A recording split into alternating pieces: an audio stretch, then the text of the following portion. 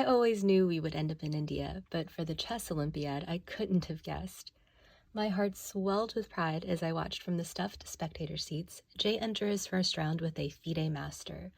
He hasn't competitively played chess in over 20 years and picked it back up again around 7-8 months ago. This led us all the way from the Virgin Islands to a week-long pit stop to 7 different Turkish cities, to Delhi, and finally Chennai, then Mahabalipuram. It's been so heartwarming to see children rush up to ask for his autograph. When locals see his badge, they ask for a picture. Jay finished strong by beating the highest-rated player of his career. We received such a warm welcome. Our first stop in town was for Delhi. We went our own way, as we often do, away from where all the other players were held, and found a charming spot from a local, tucked away in the country.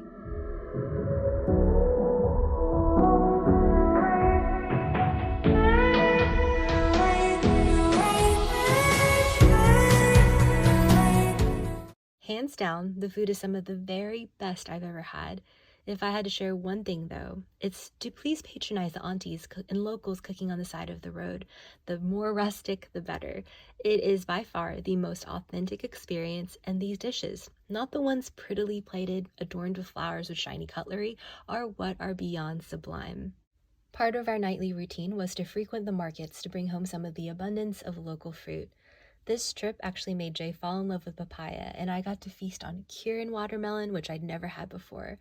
There was a bounty of guava from the front yard, and cultivars of banana that were special to this region.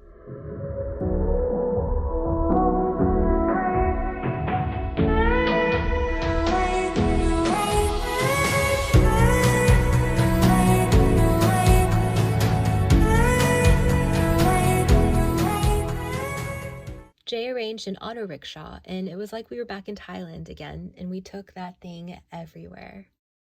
One of those days, we walked deep into the countryside to explore our beautiful neighborhood.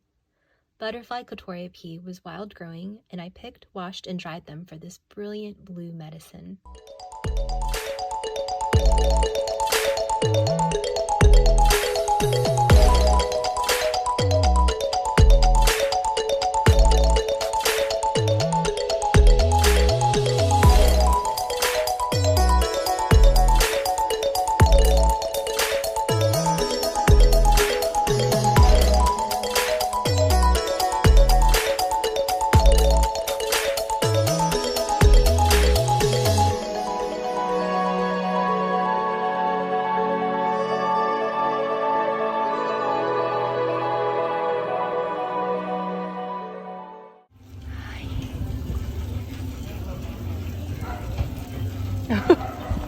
What's going on? Cows, it turns out, are just as affectionate and playful as puppies. We stumbled upon several temples, and one holy ceremony we respectfully observed from our distance, and then walked even deeper into the countryside to see shepherds herding their flock, and arrived at the most pristine paddy field, where both music, we never did figure out from where, and water pumped in and flowed freely. This ended up being our favorite part of the day. One of those days, we were invited to observe folk and modern dance. I got up for not 10 minutes, and when I returned, Jay was on stage.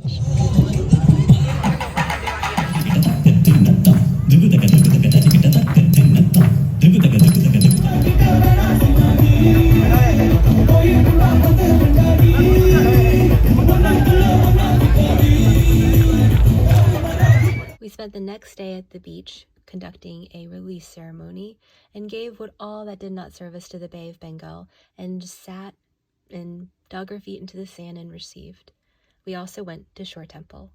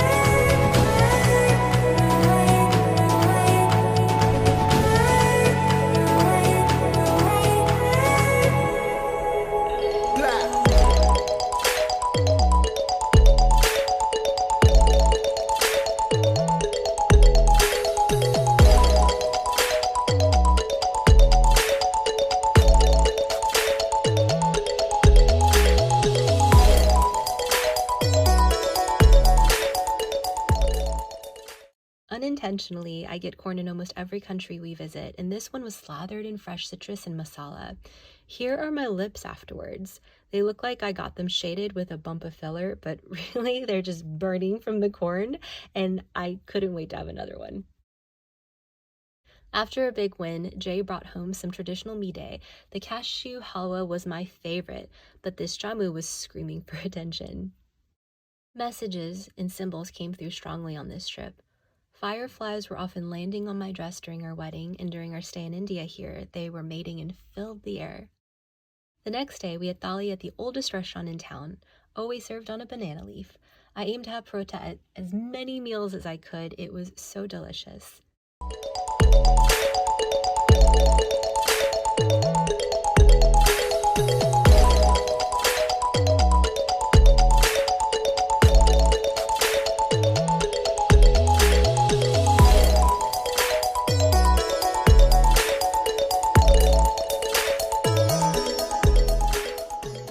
As we were exploring, we then stumbled upon Krishna's butterball at sunset.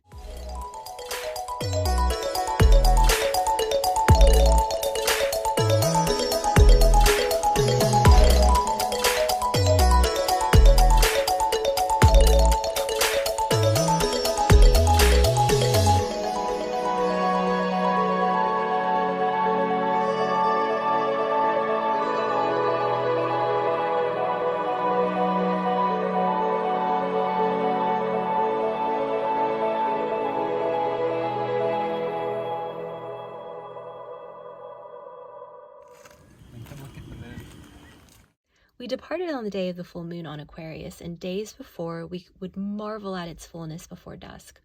I often have heightened experiences during the full moon, and during a routine walk in town, Jay casually just points over and says monkey, which in truth kind of jolted me a little bit because I wasn't expecting it. I was people watching and just taking our daily stroll, and it brushed up against me as it walked across the street, and we were told there weren't really very many monkeys there. So the whole thing was I think a message from the universe saying, look.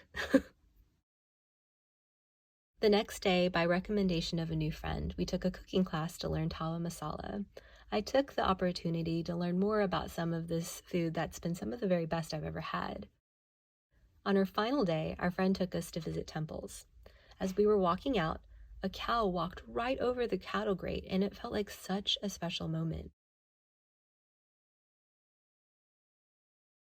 Our closing meal for me was centered around, again, more parota. The presence of butterflies were everywhere on this last day. At the final temple we visited, we sat with others in silent meditation, then drove through a 150-year-old bridge that Chennai had painted to look like a chessboard. A local shared with us, to journey with no expectations and desires, and you will receive everything. That was very omnipresent on this trip in particular. Messages came through strongly everywhere we went, and I felt active surges of energy. There were vivid dreams, shedding of tears, and expansion into the new, which I feel like was kind of the theme of this trip. India has been a great teacher, and I am a far much lighter and more deeply humbled human than when I first arrived. I am eternally grateful for this experience, and I appreciate you for allowing me to share.